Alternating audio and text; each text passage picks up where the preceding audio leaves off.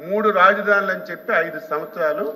ఎంత బాధ అంటే అధ్యక్ష, ఈరోజు సచివాలయం భవనం, హైకోర్టు ఆ రోజు ఏవైతే మనం ఫౌండేషన్స్ వేసాం అధ్యక్ష, 5 సంవత్సరాలు నీటిలో మునగబెట్టారు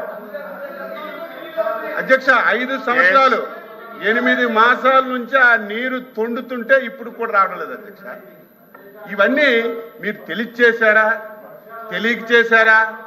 ఒక వ్యక్తి కావాలని చేసినప్పుడు మీలాంటి సీనియర్సేనే కనీసం ఎందుకు చెప్పలేదని మేము బాధపడుతుంటే ఇంకా దాన్ని సమర్థించడం.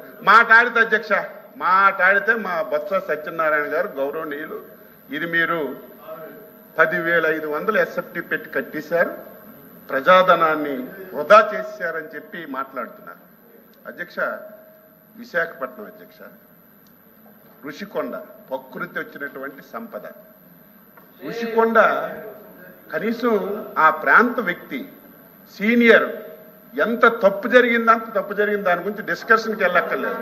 ఈరోజు నేను అడుగుతున్నాను అధ్యక్ష, ఈరోజు కొత్త ప్రాంతం ఫైల్ టెస్టింగ్లు అన్నీ చేసిన తర్వాత కాంక్రీట్ అది బాగా వేసి ఆ రేటుకి ఇస్తే ఋషికొండ కొండ మీద కట్టింది ఎస్ఎఫ్టీ 26,000 అధ్యక్ష. 26,000 అధ్యక్ష. కమోటీ లక్షల కోట్ల రూపాయలు, లైట్లు లక్షల కోట్ల రూపాయలు. ఈరోజు ఏమైంది? అది దేనికైనా ఉపయోగిస్తున్నారా? మళ్ళీ ఎంత విచిత్రం అంటే అధ్యక్ష, కనీసం ఒక తప్పు చేసిన తర్వాత ప్రజలు సమాజం చేసిన తప్పు అని చెప్పిన తర్వాత కనీసం